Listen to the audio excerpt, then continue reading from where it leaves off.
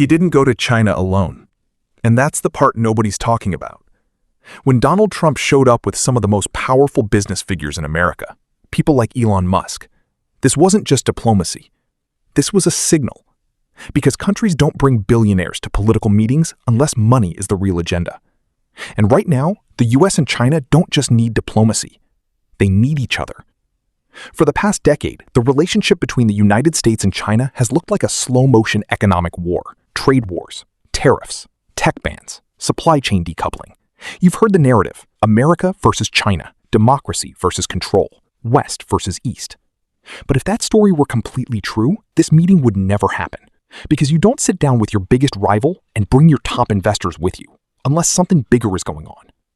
Back in the early 2000s, the relationship was simple. The US consumed, China produced. Cheap labor in China powered American demand. US companies outsourced manufacturing, China built the factories, and both sides benefited. It was one of the most efficient economic partnerships in history. But then things changed. By 2018, tensions exploded into a full trade war. The US imposed tariffs on hundreds of billions of dollars of Chinese goods. China responded with tariffs of its own, and it didn't stop there. The US began restricting Chinese tech companies. Semiconductor exports were limited. Companies tied to advanced AI and chip manufacturing faced heavy controls. At the same time, supply chains started shifting. Companies began moving production out of China into countries like Vietnam, India, and Mexico. On the surface, it looked like a breakup, but in reality, it was more like a complicated relationship that neither side could fully walk away from.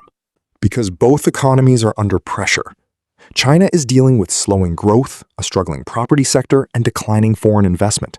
The United States is facing high debt, persistent inflation concerns, and increasing pressure to maintain global economic dominance. And here's the uncomfortable truth. Neither side can fix these problems alone.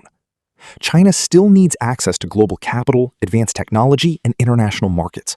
The US still depends on China for manufacturing, supply chain stability, and as a major buyer of goods and debt. So while the headlines say decoupling, the reality is rebalancing. This is where it gets interesting. Because politicians don't execute economic strategy, businesses do. When someone like Elon Musk is involved, it tells you exactly what's happening. This isn't about speeches, it's about deals. Tesla already has one of its largest production hubs in Shanghai. China represents a massive portion of its global output and demand. And it's not just Tesla. American companies, from tech to finance, still see China as one of the largest opportunities on Earth. A market of over 1 billion people, a rapidly evolving middle class, and industries that are still growing at scale. So bringing billionaires isn't symbolic, it's strategic. It's a way of reopening economic channels without making it look like a political concession. What each side wants. For the United States, more stable trade conditions, access to Chinese markets, reduced supply chain risk, strategic influence in Asia.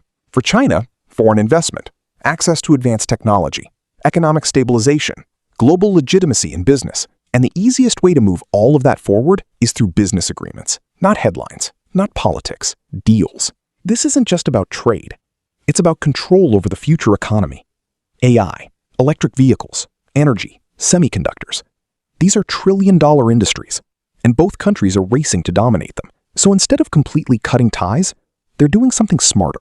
They're competing and cooperating at the same time, fighting in public, negotiating in private. This visit isn't about peace, and it's not about conflict either. It's about positioning. Because the global economy is shifting, supply chains are being redesigned, capital is moving differently, and power is no longer about who produces the most, but who controls the systems. And right now, both the US and China are trying to secure their place in that system. If you zoom out, this meeting tells you something important. The world isn't splitting into two sides. It's becoming interconnected in a more complex way. Countries will compete where they have to, and cooperate where they need to, because complete separation isn't realistic, not when trillions of dollars are on the line. So why did Trump go to China with billionaires?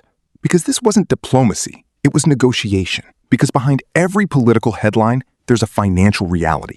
And that reality is simple. The US and China aren't just rivals, they're economically tied together. And when things get unstable, they don't walk away. They sit down, quietly, and figure out how to keep the system running. Because in the end, this isn't about politics, it's about money. And money doesn't pick sides.